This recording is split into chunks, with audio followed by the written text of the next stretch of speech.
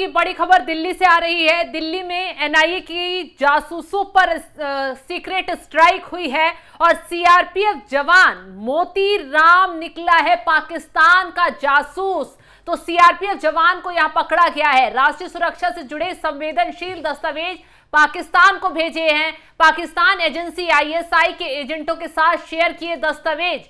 दिल्ली में एनआईए की जासूसों पर सीक्रेट स्ट्राइक के बाद ये सीआरपीएफ जवान पकड़ा गया है और बताया जा रहा है कि 2023 से ये खुफिया जानकारी जो है पाकिस्तान में आईएसआई के एजेंटों को शेयर कर रहा था। नमस्कार, आप देख रहे हैं एनएमएफ न्यूज। मैं आपके साथ शबनम और मेरे साथ हैं मेरे सहयोगी अभिषेक पुंडीर। अभिषेक, लगातार एक के बाद एक जासूस पकड़ा जा रहा है और सबसे बड़ी बात तो ये कि इनके निशाने पर भारतीय सेना है।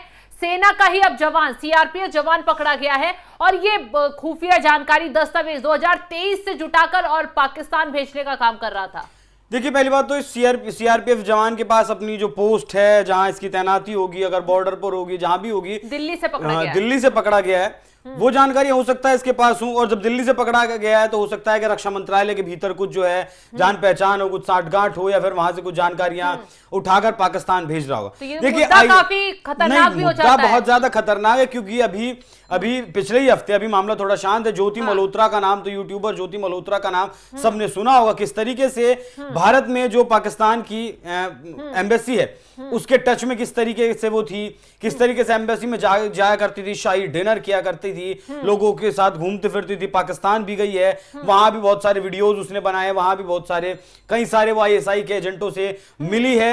उसका एयर टिकट हुआ, घूमने का, होटल का, खाना पीना सब कुछ उन लोगों ने मैनेज किया।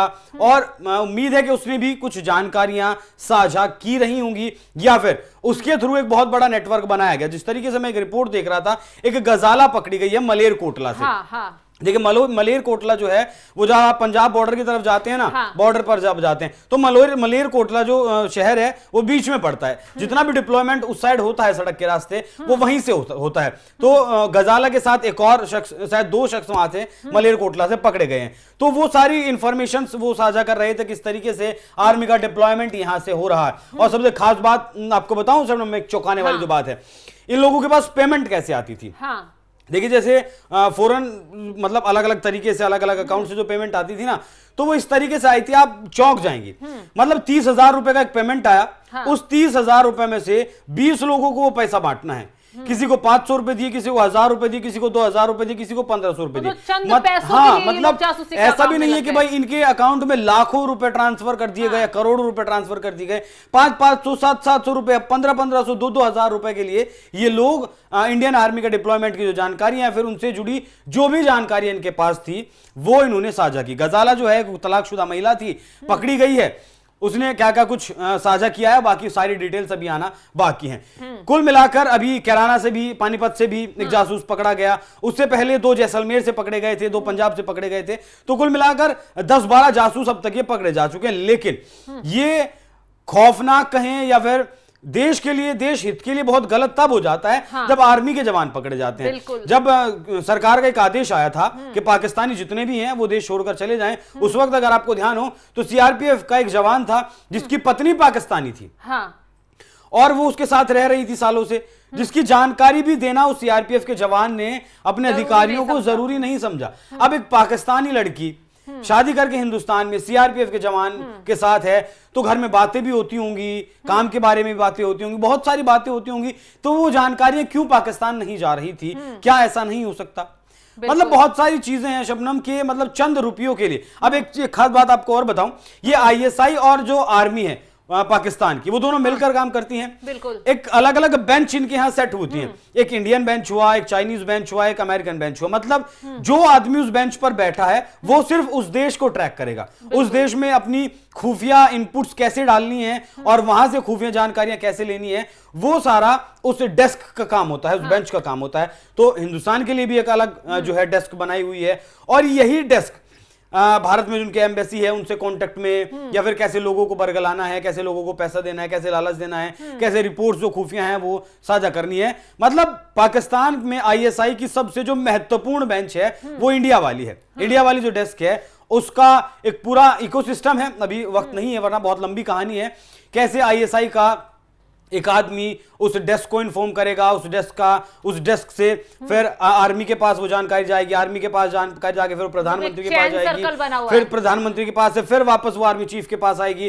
फिर वो आईएसआई से पता करेंगे कि अगर जैसे पहलगाम का हमला हुआ, ये सारी डिटेल ऐसे ही पहुंचाई गई। फिर आर्मी चीफ आईएसआई के जो चीफ है उससे वो जानकारी लेगा कि भैया कितना सक्सेसफुल होने का इसका वो है, तो फिर वो अपनी जानकारियां देंगे। उस हिसाब से सारे तीनों लोग मिलकर ये प्लानिंग करते हैं। और इसीलिए देखिए स्लीपर सेल्स इनके लिए जरूरी होते हैं। 26/11 की अगर बात करें, जो वो क्या नाम उसका तहू राणा जो लेकर आया गया, डेविड कोलमैन हेडली जो यहां था, उन्होंने लगभग महीनों तक यहां रेकी की, महीनों तक उन्होंने यहाँ स्लीपर सेल्स तैयार किए। देखिए वो बॉम्ब्स हुए या फिर बंदूकें हुई, वो लेकर तो नहीं आए ना, या फिर जो कुछ लेकर आए सारा सामान तो लेकर नहीं आए, वो सब उन्हें यहीं से मुहैया करवाया गया।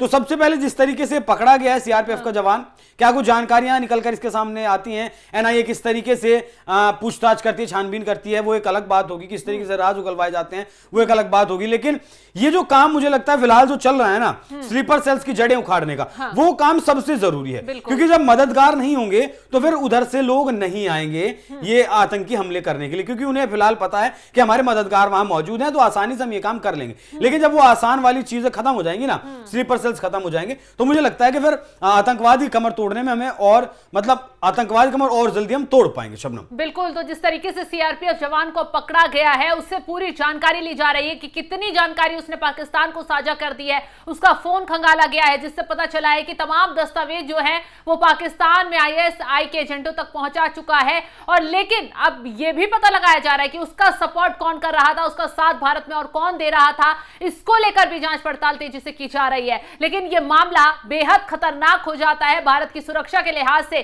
क्योंकि एक सीआरपीएफ जवान ही जब जो सरकारी उसमें तैनात है एजेंसी में, और वो वहां की जानकारी भेज रहा है, तो कैसे अपनी सेना को ही दांव पर लगा रहा है, ये सोचने का विषय बन जाता है। फिलहाल जो जानकारी हमने साझा की है उसको लेकर आपका क्या है कहना, कमेंट कर अपनी राय जरूर बताएं।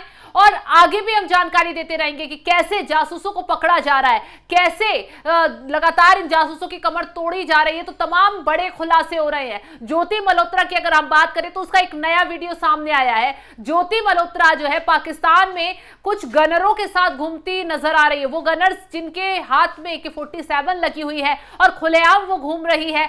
तो यानी कि किस तरीके से पाकिस्तान की शरण में वो भारत को दहलाने की कोशिश कर रही थी, साजिश रच रही थी। तमाम जो सबूत अब निकलकर सामने आ रहे हैं वो देश को पूरी तरह चौंका रहे हैं। अब नया ये सीआरपीएफ जवान जो पकड़ा गया है, इससे भी पूछताछ की जाएगी, क्या वो इन लोगों के संपर्क में तो नहीं था। फिलहाल आगे की जानकारी हम आपको देते रहेंगे। तमाम अपडेट के लिए आप हमारे साथ जुड़े रहें। नमस्कार।